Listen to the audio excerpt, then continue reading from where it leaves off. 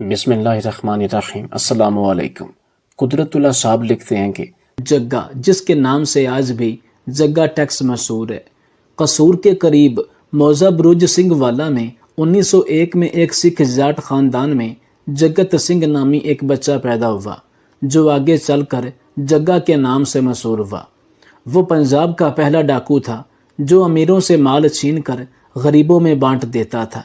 جگہ جٹ کو پنجاب کا رابن ہوڈ بھی کہا جاتا ہے۔ اس کے حوالے سے پنجابی کے کئی گیت مشہور ہیں۔ بتا وصولی کو لاہور میں ایک زمانہ میں جگہ ٹیکس کہا جاتا تھا۔ اس کا جگہ جٹ سے کوئی تعلق نہیں۔ جگہ ٹیکس کو یہ نام کیوں دیا گیا، اس کے متعلق مترجم، ادیب، کہانی نویس اور ماہنامہ اردو ڈائجسٹ کے سابق نائب مدیر محمد اقبال قریشی کی تحقیق ملاحظہ ہو۔ جگہ گجر کو لوگ جگہ بادشاہ کہہ کر پکارتے تھے اور لاہور کی ہی نہیں، صوبے بھر کی پولیس اس کا نام سن کر کانپ اٹھتی تھی۔ اسے گرفتار کرنا شیر کے شکار جیسا تھا۔ اندرون شیراں والا گیٹ کے کوما کسائی کی جگہ گجر گروپ سے خاصا عرصہ دشمنی رہی، جس کی بینٹ دونوں پارٹیوں کے کئی افراد چڑھ گئے اور کئی بار کی جانے والی صلح کی کوششیں بھی ناکام رہیں۔ جگہ گجر کی رائج کی ہوئی جگہ ٹیکس کی اصطلاح آج تک مستعمل ہے۔ جگہ تھا تو بدماش، لیکن اس کی یہ خوبی اسے دوسرے غنڈے موالیوں سے ممتاز کرتی تھی کہ اس کے گھر شام کو جو جگہ ٹیکس پہنچتا تھا اس میں غریبوں اور بیواؤں کا بھی حصہ ہوتا تھا۔ اس کے ٹارگٹ امیر اور صنعت کار ہوتے تھے، وہ غریبوں سے مال نہیں چھینتا تھا۔ جگہ کے لیے ڈپٹی کمشنر فتح خان بندیال سے وہ غائبانہ ملاقات موت کا پروانہ ثابت ہوئی۔ ریاست سے بھلا کون ٹکر لے سکتا ہے؟ جگہ کے خلاف ایس ایس پی حاجی حبیب الرحمان نے ایسا گھیرا تنگ کیا کہ 1965 کی جنگ کے دوران لاہور کا یہ بےتاج بادشاہ مفرور ہو گیا۔ بالآخر گنڈا ایکٹ کے دنوں میں ایک مخبر کی اطلاع پر اس کے ٹھکانے کا کھوج لگایا گیا اور وہ پولیس مقابلے میں اپنی چوڑی چھاتی پر بے شمار گولیاں کھا کر دائے اجل کو لبیک کہہ گیا۔ کہا جاتا ہے اس کی لاش دیکھنے کے لیے ایک لمبی قطار لگ گئی۔ لوگوں کو یقین نہیں آتا تھا کہ واقعی جگہ مر گیا ہے۔ جگہ گجر کا اصل نام محمد شریف تھا۔ اسے اس کی والدہ محترمہ بچپن میں پیار سے جگہ کہا کرتی تھیں، جس کی وجہ سے اس کا یہ نام بنا۔ جگہ کے گنڈا بننے کی کہانی بھی بڑی دلچسپ ہے۔ اس کا بڑا بھائی مکھن گجر کا ایک میلے میں نامی گرامی بدماش اچھی شکر والا سے جھگڑا ہوا۔ شکر والا کے آدمی نے مکھن گجر کو قتل کر دیا۔ تب جگہ کی عمر 14 سال تھی۔ جگہ نے 8 دن بعد اپنے بھائی کے قاتل کو قتل کر دیا اور جیل جا پہنچا۔ وہاں جب اسے پتہ چلا کہ قتل کا اصل محرک شکر والا تھا تو اس نے اس کے خلاف جیل سے ہی ایک منظم کمپین کا آغاز کروایا اور اس پر حملہ بھی کروایا۔ اس حملے میں شکر والا کے 2 آدمی مارے گئے اور شکر والا زخمی ہوا۔ بعد ازاں یہ سلسلہ جگہ کو باقاعدہ غنڈہ بنانے میں اہم کردار کا حامل رہا۔ سینئر صحافی اور کالم نگار تنویر ظہور جگہ کے حوالے سے اپنے ایک کالم میں رقم تراز ہیں۔ لاہور میں جگہ ٹیکس مشہور ہے۔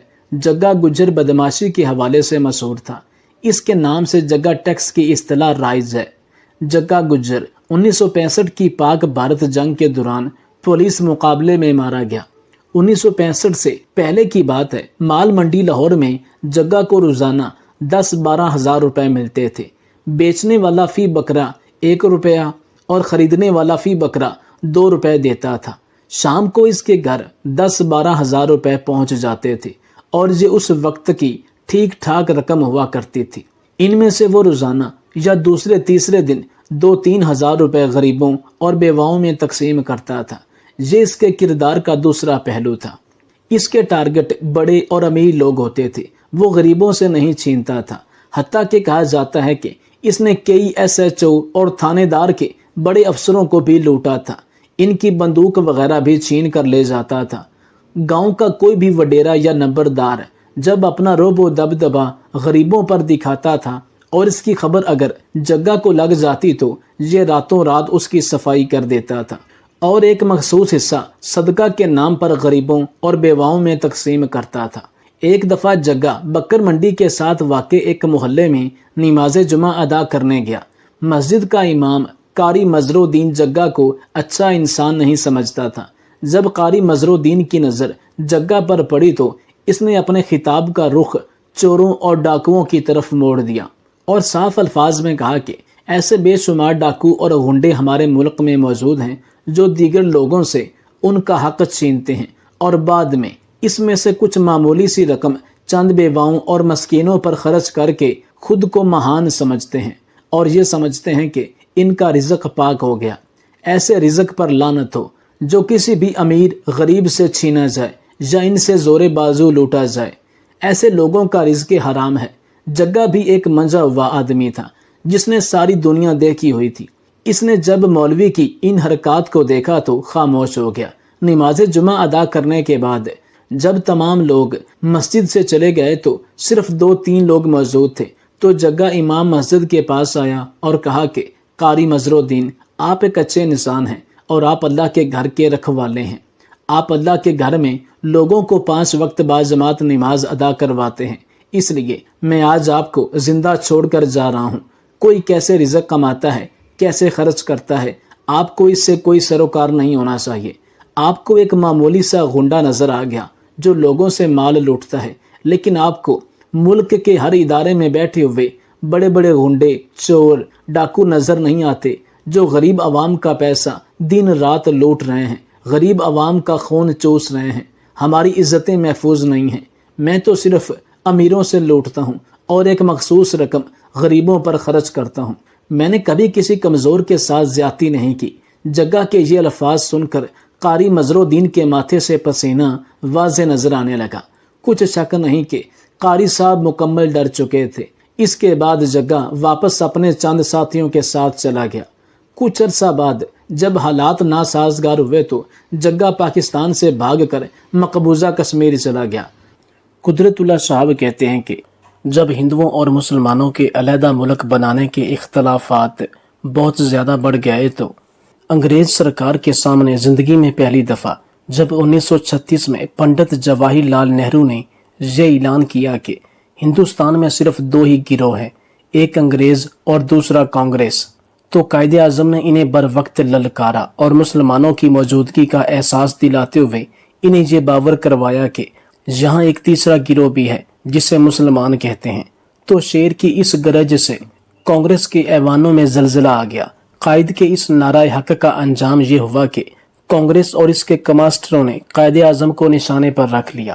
بقول مسٹر خورشید حسن، ایک طرف تو ہندوستان میں کانگریسی اور ان کے زر خرید قائد اعظم کو کافر، مغربی تہذیب کا دل دادا، اسلام سے نہ آشنا اور انگریز کا پٹھو کہہ کر ان سے مسلمانوں کو دور رکھنے کی ناکام کوشش کرتے رہے، اور ساتھ ساتھ دوسرے ممالک خصوصاً انگلستان میں قائد اعظم کو رجعت پسند، فرقہ پرست، لکیر کا فقیر، مذہبی جنونی اور نہ جانے کس کس فرضی رنگ میں پیش کر کے انگریز قوم کے سامنے ان کی سیاسی اپوزیشن کو کمزور کرتے رہے۔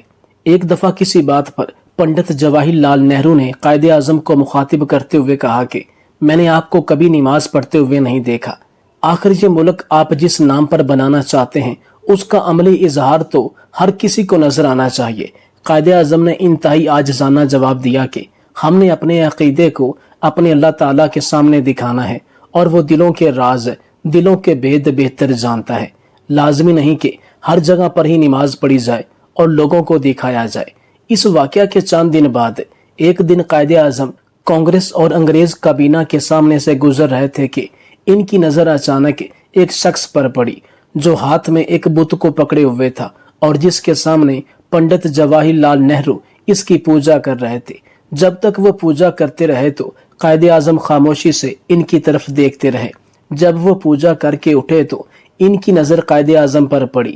قائد اعظم نے ان سے پوچھا کہ مجھے لگ رہا ہے کہ آپ اپنے دیوتا کی خوشنودی حاصل کر رہے تھے۔ تو پنڈت جواہر لال نہرو نے کہا کہ ہمیں جہاں موقع ملتا ہے ہم اپنے دیوتا کو خوش کرنے کے لیے اور اپنی روح کی تسکین کے لیے یہ کام کر لیتے ہیں۔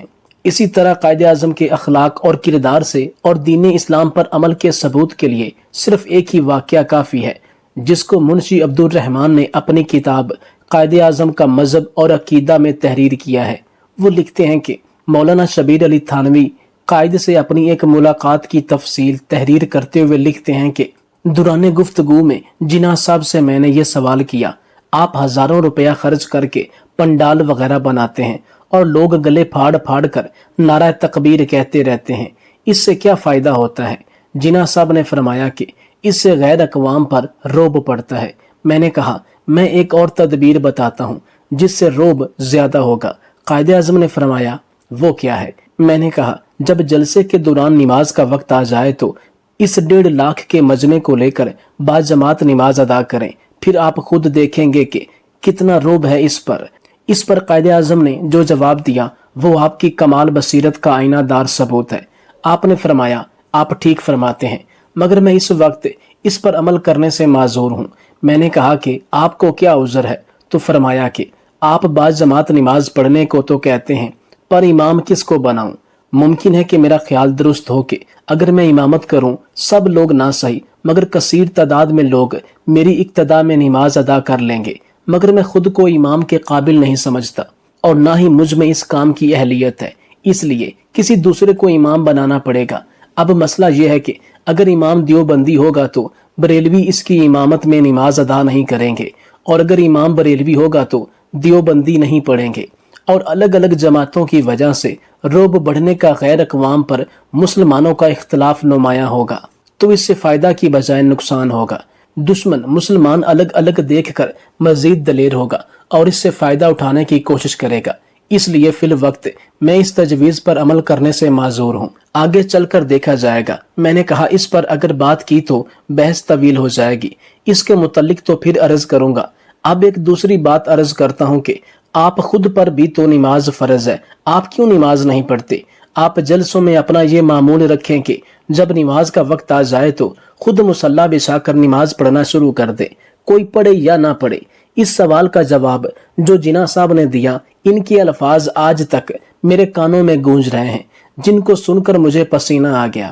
عام طور پر یہ دیکھا گیا ہے کہ جب انسان کسی اونچے مقام پر پہنچتا ہے تو وہ عجب اور تکبر کا شکار ہو جاتا ہے، وہ خدا کو بھول جاتا ہے اور اپنے اوپر کیے گئے کسی بھی اعتراض کو اپنی توہین سمجھتے ہوئے اعتراض کرنے والے کو واقعی سزا دینے کے احکامات جاری کر دیتا ہے۔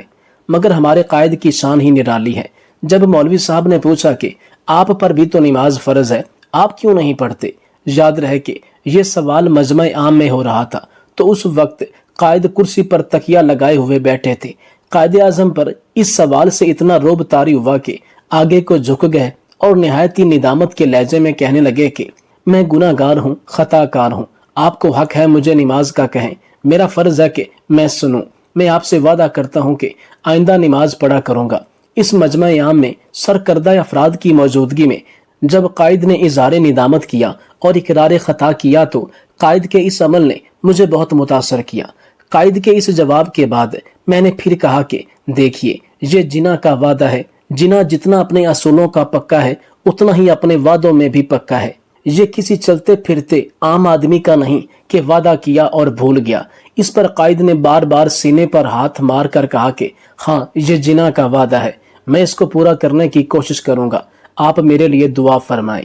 اس کے بعد قائد نے نماز شروع کی اور اپنے آخری وقت تک اہل سنت کے طریقے کے مطابق نماز کے پابند رہے، اور ان کی دیکھا دیکھی بعض بے نمازی بھی نماز کے پابند ہو گئے۔ سبحان اللہ، یہ تھے ہمارے قائد، جو وعدہ کیا اسے پورا کر کے دکھایا، چاہے وہ نماز پڑھنے کا وعدہ ہو یا پاکستان بنانے کا وعدہ ہو۔ اس وعدے کو نبھانے کے لیے قائد نے ہندوؤں، کافروں اور انگریزوں سے بہت بڑی عقلی جنگ کر کے اپنا وعدہ نبھاتے ہوئے اس قوم کو پاکستان جیسی عظیم سلطنت سے نوازا۔ لیکن افسوس کہ ہمارے حکمرانوں، ججز، جرنیلوں نے اس ملک کی قدر نہ کی، اور آج یہ ملک دنیا کے پسماندہ ترین ملکوں میں شمار ہوتا ہے، باوجود اس کے کہ ہم عالم اسلام کی واحد ایٹمی طاقت بھی ہیں۔ ایک وقت تھا کہ جب پاکستانی حکمرانوں کا رعب و دبدبا تھا، پاکستان کا ایک بھرپور تشخص تھا جسے پوری دنیا، پورا اقوام عالم مانتا تھا، لیکن آج بدقسمتی سے پاکستان کے حکمرانوں کی وجہ سے ہمیں کوئی عزت کی نگاہ سے دیکھنا تک گوارا نہیں کرتا۔ پاکستان اور اس کی قوم دن بدن تنزلی کا شکار ہوتے ہوئے دکھائی دے رہے ہیں۔ اگر یہی حال رہا تو وہ وقت دور نہیں کہ جب پاکستان اپنی تشخصی پہچان کھو بیٹھے گا۔ آپ سے التماس ہے کہ اپنے قائد کے لیے دعا فرمائیں کہ اللہ رب العزت ان کو جنت الفردوس میں اپنے قرب خاص میں جگہ عطا فرمائے۔ آمین۔ اور اس ملک پاکستان کو چلانے کے لیے مخلص حکمران، ججز اور جرنیل عطا فرمائے جو اس ملک کی باغ ڈور کو ترقی کی سمت لے کر جائیں اور اس ملک کو وہ مقام دلائیں جس کے لیے قائد اعظم نے دن رات کوشش کی اور جو علامہ اقبال کا خواب تھا۔